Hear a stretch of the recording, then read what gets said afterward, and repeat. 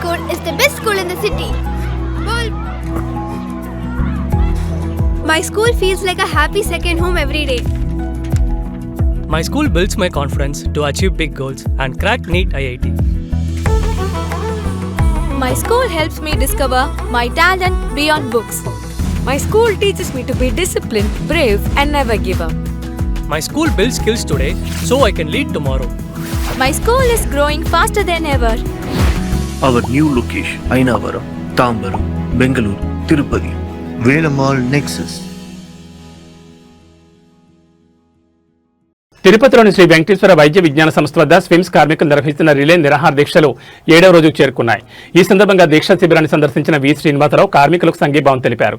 ఈ సందర్భంగా ఆయన మాట్లాడుతూ స్విమ్స్ లో పనిచేస్తున్న కార్మికులు అడుగుతున్న డిమాండ్లు పూర్తిగా న్యాయమైనవని, యాజమాన్యం వెంటనే స్పందించి సమస్యలను పరిష్కరించాలని డిమాండ్ చేశారు.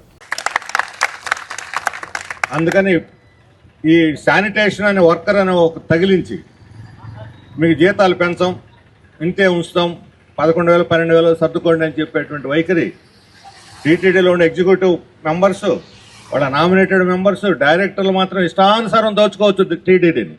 ఈరోజు లడ్ల పేరుతోనే 100 కోట్లు దోచుకుంటున్నారే వీళ్ళు.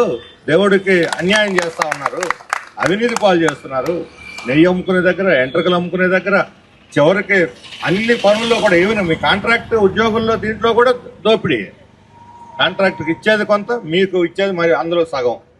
ప్రతి అడుగున అవినీతి దోపిడీలతో ఇక్కడ వెళ్తుంటే దాన్ని అంతా కూడా చూసి చూడనట్టుంటూ దీన్ని అడ్డం పెట్టుకుని వాళ్ళు సంపాదించుకుంటూ కష్టపడి ఉదయం సాయం దాకా పనిచేస్తున్న వార్డు బాయ్లకు హోదాలో పనిచేస్తూ ఉన్నారు. వార్డు బాయ్లుగా మిమ్మల్ని రిక్రూట్ చేసుకున్నారు.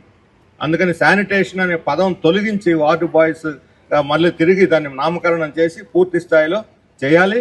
అలాగే టీటీడీ కింద ఒక ఏజెన్సీ ఉంది, contract workers Lakshmi Srinivasa agency. దాన్ని వదిలేసి ఎవరికో ప్రైవేట్ వాళ్ళకి ఇచ్చి మరలా ఆ రూపంలో కూడా దోపిడీ చేస్తూ ఉన్నారు. ఒకవేళ శానిటేషన్ అనుకున్నా సరే, మున్సిపాలిటీలో శానిటేషన్ వర్కర్స్ పారిశుద్ధ కార్మికులు సమ్మె చేసి 18,000 జీతం పెంచుకున్నారు. మీకన్నా 5-6 ఎక్కువ ఉన్నది. మరి అదే న్యాయం ఇక్కడ కూడా వర్తించాలి కదా. వాళ్ళు పారిశుద్ధ కార్మికులే, మీరు శానిటేషన్ అంటే తెలుగులో నేను పారిశుద్ధ్యం అంటారు, ఇంగ్లీష్లో శానిటేషన్ అంటారు. అదన్నా కూడా 18,000 ఇవ్వాలి. అంతా కూడా బడుగు బలహీన వర్గాలకు సంబంధించిన వాళ్ళు, మహిళలు ఉన్నారు. ఇదేనా రేపు 2 రోజుల్లో, రేపు లేదు ఎల్లుండి అట్లతేతి మహిళా దినోత్సవం జరుపుకోబోతున్నాం. మహిళా దినోత్సవం సందర్భంగా మహిళలందరినీ వీధుల్లోకి నెట్టి ఇక్కడ మాకు జీతాలు ఇచ్చి ఆదుకుంటారు నాయనని చెప్పుకునేటువంటి దుస్థితికి ప్రభుత్వాలు నెట్టింది. ఇలాంటి పాలకులకు మహిళా దినోత్సవం జరిపేటువంటి హక్కు కూడా లేదు అని చెప్పి నేను చెప్తా ఉన్నాను. ముందు ఈ మహిళలకు న్యాయం చేసి ఆ తర్వాత మహిళా దినోత్సవం జరపండి. నిన్న కాక మనం చూసాం, వేల మంది అంగన్వాడీ వాళ్ళు విజయవాడలో పెడితే వాళ్ళని అన్యాయంగా అరెస్ట్ చేశారు. జీతాలు పెంచమని అడిగినారు. మీలాగానే వాళ్ళకి 10,000 కనీస వేతనాలు ఇవ్వమని అన్నందుకు వాళ్ళని దౌర్జన్యంగా అరెస్ట్ చేశారు. ఈరోజు విజయవాడని ఆశా వర్కర్స్, వాళ్ళంతా మహిళలే. ఇక్కడ మీకు ఎలాగా ఉంటున్నారో ఆశా వర్కర్సే పేషెంట్లు తీసుకొని వస్తుంటారు ఆసుపత్రికి. వాళ్ళు ఈరోజు అక్కడ పేద ధర్నా పెట్టారు వేల మందితోటి. మరి ఈ రకంగా మహిళలను వీధుపాలు చేస్తూ, బడుగు బలైన వర్గాలకు అన్యాయం చేస్తూ, శానిటేషన్ పేరుతో మీరు నోరు కొట్టేస్తూ ఉంటే ఇది ఏ రకంగా న్యాయము?